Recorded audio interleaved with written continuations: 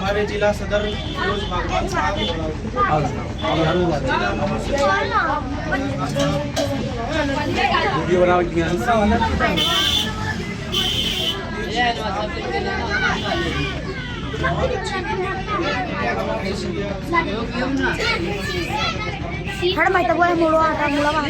जो वक्त हालात चल रहा है मेरे भाइयों होने की जरूरत है।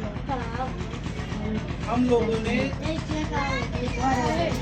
हर पार्टियों को कामयाब हो, चाहे सपा हो, चाहे बसपा हो, चाहे कांग्रेस हो, हम लोगों ने 70 सालों से केवल वोट देने वाले बने।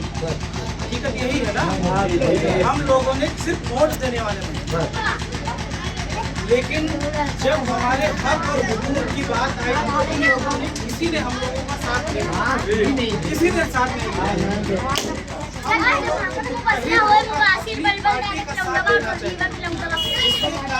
जनाब बैरिस्टर असदुद्दीन ओवैसी साहब जो हमारे हर मसले पे बोलते हैं, तो हम लोगों को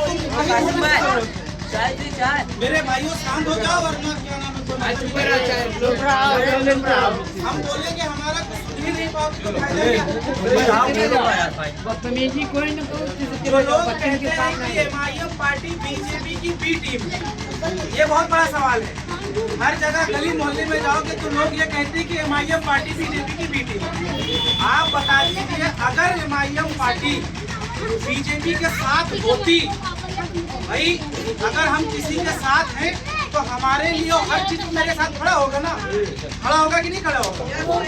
आप बताइए, एमआईएम पार्टी की मीटिंग को परमिशन नहीं देते मीटिंग के लिए, तो आप बताइए कि अगर हम उनके साथ होते तो हमको परमिशन मिलती, हमको तो कहीं भी जा करके मीटिंग कर लेते, लेकिन हमारा परमिशन नहीं दे रहा है।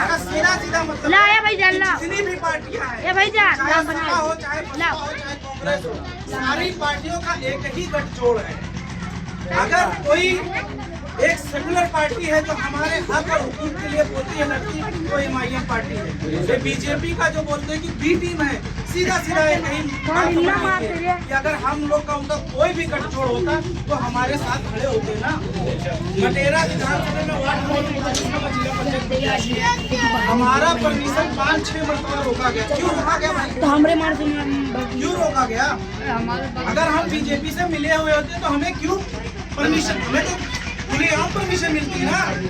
तो इसका सीधा मतलब है कि एमआईएम पार्टी सच्ची पार्टी है और मजलूमों की पार्टी है, बेसहारा लोगों की पार्टी है, मजदूरों की पार्टी है। ये हर किसी के लिए लड़ती है, बेसहारा मजलूमों के लिए लड़ती है।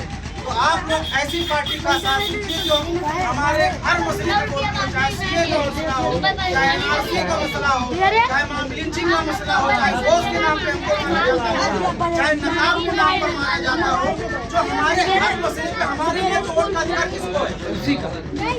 जो हमारे लिए खड़ा होता है, हमारे लिए बोलता है, वोट का अधिकार उसी को तो है। आप बताइए, घर में हम शादी करते हैं तो हम दावत किसको देते हैं? जो हमारे सुख दुख में हमारा साथ होता है, दावत देते हैं। तो जो हमारे सुख दुख में हमारे लिए बोलता है, हमारे लिए खड़ा होता है, तो वोट का अधिकार किसको है? एमआईएम पार्टी को।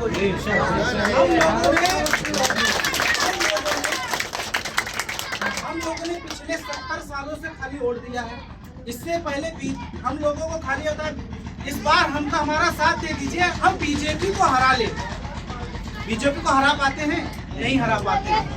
हम लोग खाली बीजेपी को हराने के लिए वोट करते हैं। क्या हमने अपने बच्चों की मुस्तकबिल के लिए वोट किया है? अपने दिल पर हाथ रखकर सोचिएगा चाचा, आप हमारे उनसे बहुत बड़े हैं हम लोग। आप दिल पे हाथ रखकर उसके सोचिएगा रात में कि क्या हमने अपनी बच्चों की मुस्तकबिल के लिए वोट किया है? नहीं किया है। हमने खाली तो बीजेपी को हराने के लिए वोट किया। इससे पहले जनसंघ पार्टी हुआ करती थी। ये जो बीजेपी है पहले जनसंघ पार्टी हुआ करती थी। तो हम लोग को डर दिखाता था कि जनसंघ पार्टी आ जाएगी, जनसंघ पार्टी आ जाएगी। तो हम लोग खाली बीजेपी को हराने के लिए, अब हम लोगों को बीजेपी को हराने के लिए वोट नहीं करना है, हमको अपने आप को मजबूत करने के लिए वोट करना है, अपने हाथों को मजबूत करने के लिए वोट करना है। कोई भी प्रत्याशी हो, चाहे बीडीसी का हो, चाहे जिला पंचायत का हो, चाहे प्रधानी का हो, कोई भी प्रत्याशी हो, अगर जिस पर पार्टी भरोसा करती है उस पर आप लोग पर फर्ज बनता है कि आप वोट करके उसका साथ दीजिए, उसको सपोर्ट करिए।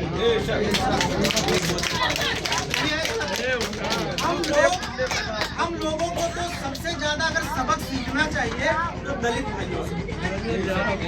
जब बीएसपी पार्टी उत्तर प्रदेश में आई तो उस समय भी उन पर आरोप लगता था कि ये जनसंघ पार्टी के दलाल हैं, ये जनसंघ पार्टी को जिताने के लिए आए हैं। लेकिन काशी राम साहब ने अपनी पार्टी का झंडा लेकर के चलते रहे और उनके लोगों ने, दलित भाइयों ने पूरे एक साथ में मुत्तहिद हुए और हमारे कौम के लोगों ने उनका